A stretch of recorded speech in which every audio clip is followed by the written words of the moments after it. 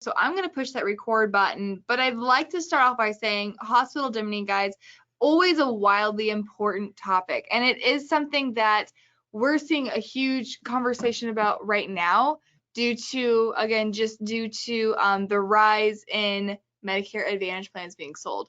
Medicare Advantage plans have always been one of, it's actually always in the very recent years outsold Medicare supplement plans. About 34% of the market have a Medicare Advantage plan, 26 Medicare supplement. We're actually seeing that gap widen even more because of the ancillary benefits that are going on with Medicare Advantage plans. So a lot of people are jumping the MedSup ship, swimming over to the Medicare Advantage side and using a hospital indemnity plans to make those benefits much more comparable to Medicare supplements with a really low cost. So again, that's why this conversation is important now more so than ever before. So what exactly is, again, a hospital indemnity plan? Sadie, you mentioned on here they're designed to be paired with Medicare Advantage. Yep, so we'll go over it a little bit more in the next slide, Medicare Advantage and Medicare supplements and how hospital indemnities kind of work with them. But they are designed to be fill in those gaps that are completely left over from Medicare Advantage plans. So if you're someone who writes a lot of Medicare Advantage and this is something that you're not offering or you're not bringing up with all of your Medicare Advantage clients, you're letting them down. I mean, honestly, absolutely, yeah. You're leaving a huge hole in their coverage and a lot of risk is exposed. Yep. Now, this is an indemnity style plan, which is extremely unique and really helpful to the client. Indemnity means that the client is paid by the carrier. The claims are handled with the client, not behind the scenes. The reason why that's helpful is mainly, and most importantly, is because the client gets to use that money however they see fit. If they want to use that money to help offset the cost of those co-pays, of those deductibles, of that co-insurance, or would they rather use that money on things like lost income of family members visiting them, hotel room stays, somebody to pay to walk their pets, paying for recovery after the hospital stay. So essentially, whenever money adds up the most or when they need that income the most, it comes to them in a check in the mail. The next is that the plan is very customizable. And with an ancillary product, that is something that's extremely unique. It's awesome to have because you get to basically, one plan can help cover cost of cancer, cost of home health care, of course, the cost of hospital stays, and it all is tied up into one policy, and you can adjust that based on how much premium a person is willing to spend and how much they're able to budget for that. So if somebody is very price conscious, you can maybe lighten up on benefits, and so it lightens up on premium. But if somebody is very conscious about wanting to make sure they get the most bang for their buck, you can definitely stack on the benefits, making it one of the most customizable plans. And then last but not least, it pays for observation care. And we'll talk about what observation care is here in a little bit, but it's something that is becoming much more to the forefront of what the media is talking about. Media is demonizing both Medicare and providers because observation care is becoming more and more of a hot topic that people are discussing. So it's something that does cover those out-of-pocket and those observation care stays.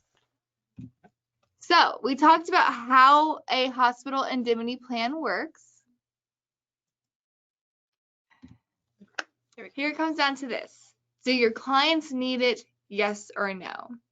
So like Sadie mentioned, a Medicare Advantage plan is designed, let me reword this. A hospital indemnity plan is designed to partner with or to work hand in hand with a Medicare Advantage plan.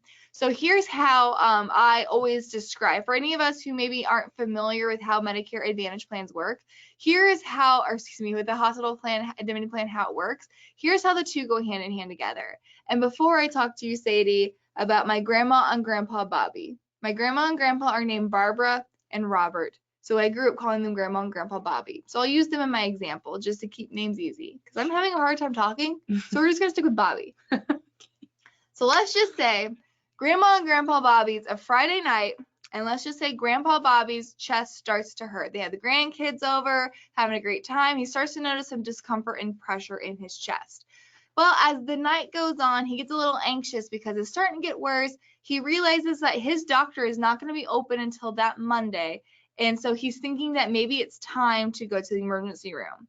Grandma Bobby, being the worrywart that she is, goes ahead and calls 911 and gets him an ambulance ride to the hospital. Well, Grandpa Bobby is on a Medicare Advantage plan. On that Medicare Advantage plan, right off the bat for calling 911 and getting an ambulance, he's going to have a $250 copay because that for that ambulance ride. That's what that plan does. They get to the hospital, they get him into the emergency room, and they're noticing after doing some testing and some work, they notice that Grandpa Bobby is not having a heart attack, which is very good news.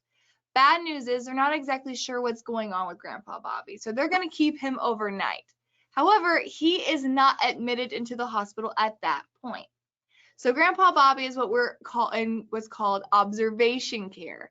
Kind of a weird limbo between the emergency room and a hospital stay. Unfortunately, most plans and most insurances cover absolutely nothing in observation care. It's very much a weird limbo phase that you don't have any coverage at. So throughout his stay for observation care, 100% of that's going to be out of pocket. Mm-hmm. Trash trucks here. The next day, Grandpa Bobby, they decide needs to get admitted into the hospital. So they admit him into the hospital. Right off the bat, he's going to have a $300 copay. And that is because on his Medicare Advantage plan, he's going to have a $300 copay days 1 through 5 that he's in that hospital. So let's just say he's in that hospital for 3 days. Automatically, he has a $1,500 copay, another $1,000 for observation care, and then a $250 copay for that ambulance ride. Mm-hmm. So that's going to be significantly over $3,000 that he's going to have to pay for. Now, if a lot of people who took a Medicare Advantage plan, if they're nervous about paying for the premiums of a Medicare supplement, how are they going to afford that out of pocket immediately just from a hospital stay? That is exactly what a hospital indemnity plan does. For every single cost we discuss that you incur with the Medicare Advantage plan, a hospital indemnity plan is right there to help pick up the pieces. Mm-hmm. Now, for Medicare supplements, we're going to be honest, it's a maybe. Mm-hmm. Obviously, they don't go hand in hand like Medicare Advantages, mm-hmm. but you'll find out hopefully in the fact-finding process that perhaps there might be some costs that they're worried about. Mm-hmm. Your clients are a little worried about that might not be covered, and also just at the end of the day, it's just extra income when they need it most. Exactly. It's just the extra income, and hopefully you. In that fact-finding process, which we'll talk about a little bit later, you can find out whether or not that's something that you might want to mention to those Medicare supplement clients, but it's not something you want to completely throw out just because they have a med sup. Oh, exactly. I mean, there's a lot, again, like when we talk about with those maintenance medications, we saw that like cough drops cost $25. A Hall's cough drop costs $25 if it's given to you by your hospital versus you going to the local Walgreens and picking it up. Mm-hmm. So just making sure, again, those observation care benefits that you have to be conscious about. So MedSup, like Sadie mentioned, it's a sometimes. Having that conversation with your client in the fact-finding process, maybe they do want some extra income in the event that they go into the hospital. Mm-hmm. So now we're going to talk about how do you bring up or how do you cross-sell a hospital indemnity plan. And and a lot of people hate this. It's a 3-letter word, but bringing up the scope of appointment. It's been so demonized by agents, and I understand it's an extra step between you and a sale. So I fully understand that. However, the scope of appointment is one of the best low confrontational ways to cross-sell both hospital indemnity and dental vision hearing. Mm-hmm. And that is because for those of you who may be unaware, a scope of appointment is a form that is required that a beneficiary fill out and sign whenever an agent is discussing with them the details of a hospital indemnity, of a Medicare Advantage plan or a prescription drug plan. And so what I love about this is it's a government form. So what I love is that it also lists on their Medicare supplement, Medicare Advantage, prescription drug plans, but it also lists hospital indemnity and dental vision hearing, meaning that the government is recommending that agents and consumers have a conversation about hospital indemnity when discussing Medicare Advantage. So it's really easy. It's a nice little thing to say, hey, we offer this. The government recommends that since we discuss these government-sponsored plans, that we also discuss these hospital indemnity options. Super low and not invasive whatsoever, but gives you a way to mention the product and a great door opener to bringing up the cross-sell of a hospital indemnity plan. Mm-hmm. Now, during the fact-finding process, if this is something that you don't have incorporated in your process, it probably is in some shape or form. Definitely add it, because basically what this is doing is giving, you're finding out different ways in which your client really wants things covered. You're figuring out what you Mhm. can, what products you can offer to them that help fill in those gaps there. uh, I can't think of the word. This has been happening all Yeah, day, I and now mean, it's it's 3 a 3 o'clock. o'clock meeting, so I understand. The fact-finding portion of your appointment process, we talked about an 8-step appointment process. Brian, for you, a 7-step appointment process. But the appointment process is, or the fact-finding portion is the most important aspect of your appointment. It does 2 things. A good fact-finding portion, one, sets the expectations of the appointment. So if you're fact-finding correctly, it's not going to seem pushy and it's not going to seem rushed when you're bringing up additional products in addition to the core Medicare supplement or Medicare Advantage plans. You're setting the expectations that you're going to take care of them holistically, and a Medicare Advantage plan is going to leave some significant gaps in coverage. So one, it sets the expectation. Number 2, a good fact-finding process helps you learn much more about the client and what they are concerned about, what their risks are. I talk about fact-finding. It's like, could you imagine going to a doctor's office and you go there because you have a sore throat, your tongue is purple, you have numbness in your feet, and you have bad breath. You go to the doctor and you say, well, my throat hurts. And the doctor just starts going off and prescribing you medicine, giving you lozenges to help your sore throat. You're really, the doctor doesn't know about any other of your symptoms. So how could they possibly treat you holistically if they only know about the sore throat? The same thing works, and the same concept works with you getting to know all the information to get a holistic view of your clients. So again, if you ask the right questions, asking them things, asking them how comfortable would they be with having to pay for $3,400 if they go to the hospital, asking them how comfortable are they would they hesitate to take an ambulance ride if they knew that they were going to pay a copay for it. People are very hesitant to take a ride in the ambulance for that because of that copay. So knowing that copay is covered, not to be dramatic, but can be the difference maker between somebody who lives and who doesn't in an emergency because they weren't willing to take an ambulance ride. Right. So just the aspects of that. A good fact-finding process sets the expectations and allows you to properly diagnose your clients with the risks that they want to alleviate. And it also lets them know that they have a part in this conversation. They have a part in this sale, which is going to help kind of establish trust.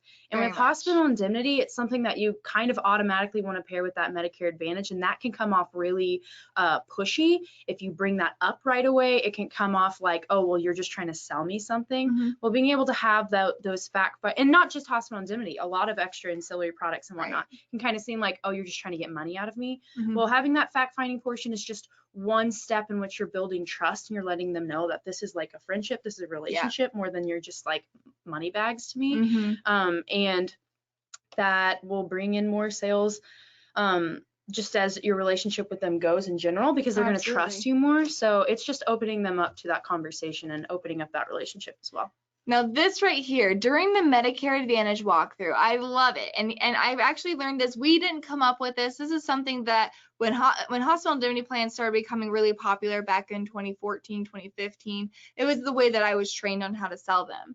But what do you do? And again, just like you're using scope of appointments, there are rules and regulations to scope of appointments. There's rules and regulations to selling Medicare Advantage plans, including you have to do a full benefit walkthrough, go line by line and say what copay is, what each deductible is for each service.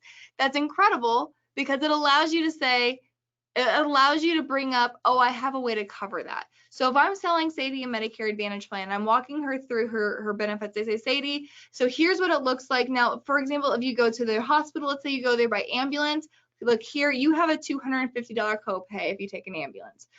If that's going to stop you from calling 911, don't worry. I have something that's going to pay you money for taking an ambulance ride. So don't worry about that.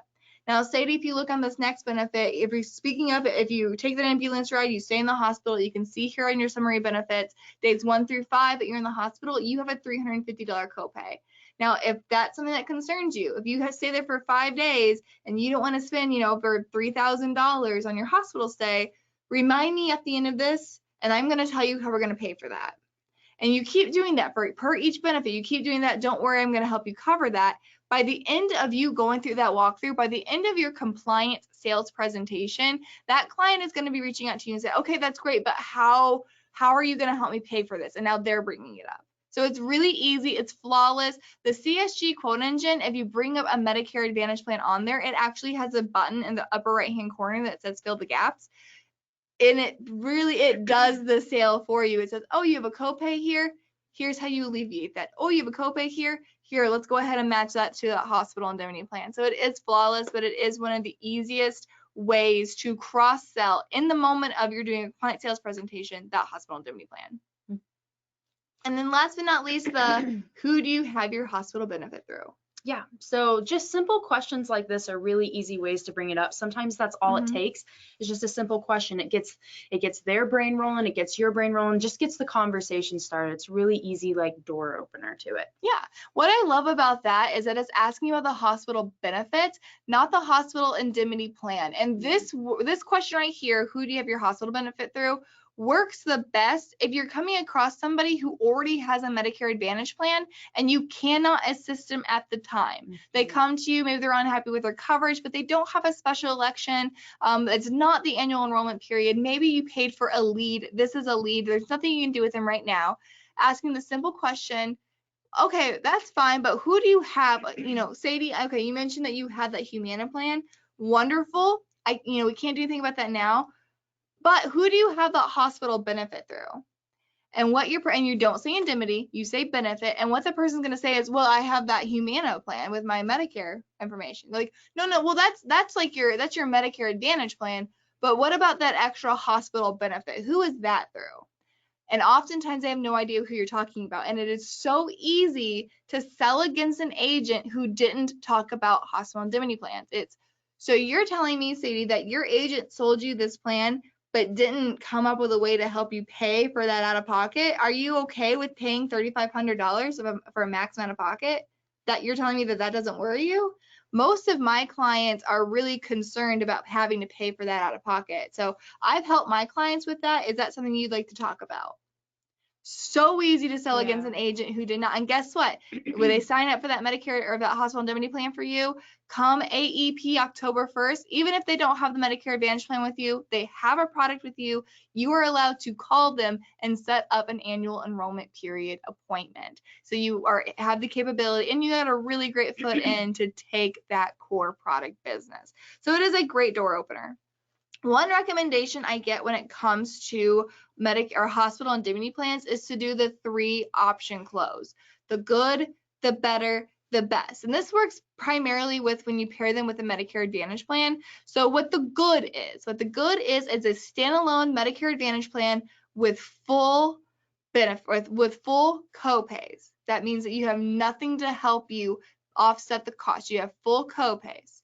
Now, the middle of the road option is, let's go ahead and get you that Medicare Advantage plan, but let's get you a hospital benefit that's going to help offset the cost of those. It's going to cover your copays. It's going to cover the ambulance ride. We're going to go ahead and get that taken care of. Now, the best option is going to be, we'll go ahead, have the Medicare Advantage plan, have the hospital benefit to pay for those copays, but we're also going to add on here a cancer rider. We're going to add on here home health care rider. We're going to make it so where obviously the best option is going to be the most expensive. The good option is the least. Overwhelmingly, people go towards that middle of the road option, so where you still get the Medicare Advantage plan with the hospital indemnity plan. Hospital indemnity plans, like we mentioned, are so customizable that you can really adjust those benefits and adjust that premium to make it fit somebody. It fits everybody's lifestyle and it fits everybody's wallet.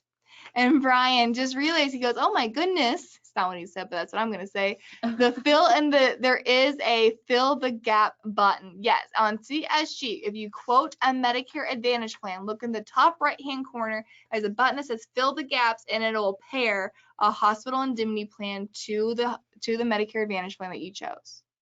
So this is how we recommend cross-selling. This is how we recommend bringing up a hospital indemnity plan. However, hospital indemnity plans is also one of the best tools you can use to stay as a retention tool and to keep in front of your clients. Mm-hmm. So Senior Marketing Specialist actually has all 3 of these. These are all 3 from Senior Marketing Specialist. They're all free to our contracted agents. I have them linked in the follow-up email. So if you want to get a look at these examples closer up, you'll be able to have those. But these first two are actually from our AEP toolkit. We have those in there. The first one's that annual policy review whenever it basically just says, hey, I'm your agent, AEP's coming up. And then it has that little hospital benefit additive right there just saying, hey, this is something that you might want to think about. Number two is that hospital indemnity introduction letter. Kind of the same thing as the other one, except this is going to be a little bit more direct as far as hospital indemnity goes. Kind of gives a little brief overview of what hospital indemnity is.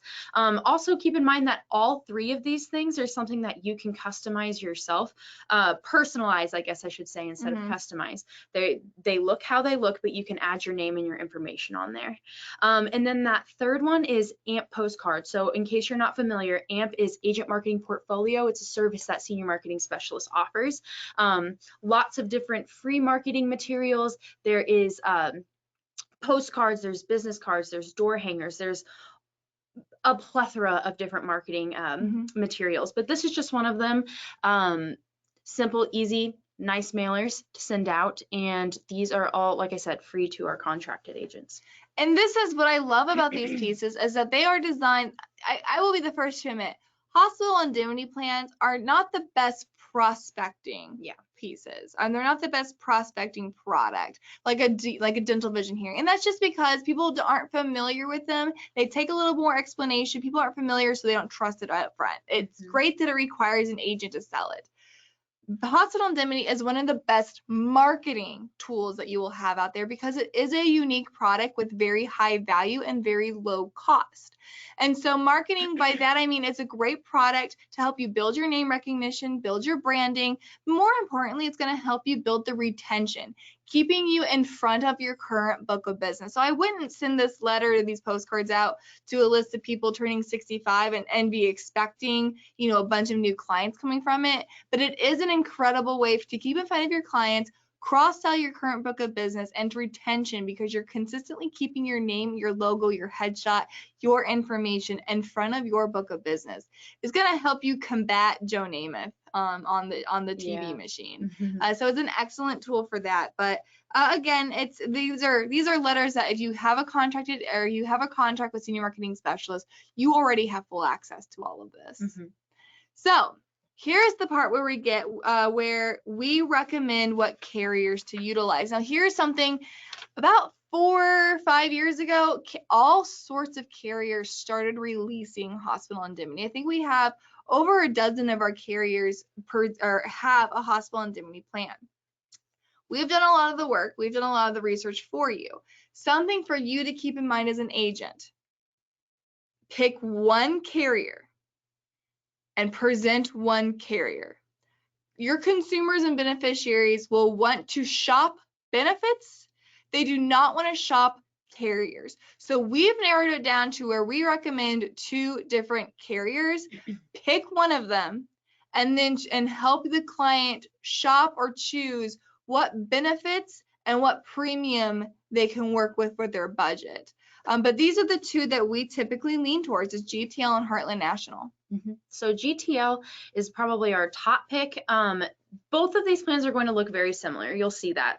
But GTL, they're kind of the king of ancillary products, to be honest. We recommend them for a lot of our, if not almost all of our ancillary products. One contract gets you all of the stuff, all of the products. So that's always something that's nice. It's like a final expense, a Medicare supplement, home health care, hospital indemnity, and I'm missing one. Home health care, hospital indemnity, final expense, Medicare supplement. I'll think of it.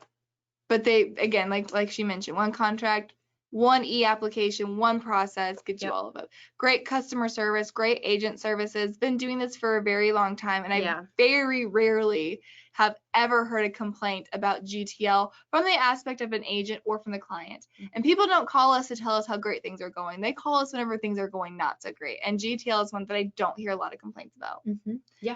Now, some interesting things also in conjunction with GTL is that they are guarantee issue between the ages of 64.5 to 65.5, which is crucial whenever you're talking to somebody aging on the Medicare, because they're not going through underwriting for really any other core product. So if you're writing somebody with a Medicare Advantage plan, they're not answering health underwriting questions there. You can write them with the GTL. It doesn't matter if they have stage 4 cancer, as long as they're between the ages of 64.5 to 65.5, they can get this plan. Like Sadie mentioned, GTL and Heartland National are dang near, they mirror each other almost down to the T. And Heartland National, you know, GTL came to the market first. Heartland National has had a hospital indemnity plan for years, but this particular one, their Secure Advantage Flex plan, they are very clear and very transparent in saying that they basically opened up a GTL brochure and said, we want this too. And so they are almost mirroring plans. The only exception to that, I should say the biggest exception to that, there may be others, is that Heartland National pays about 5% higher commissions. So they're going to pay you about 5% more. That being said, their premiums are about 5% higher.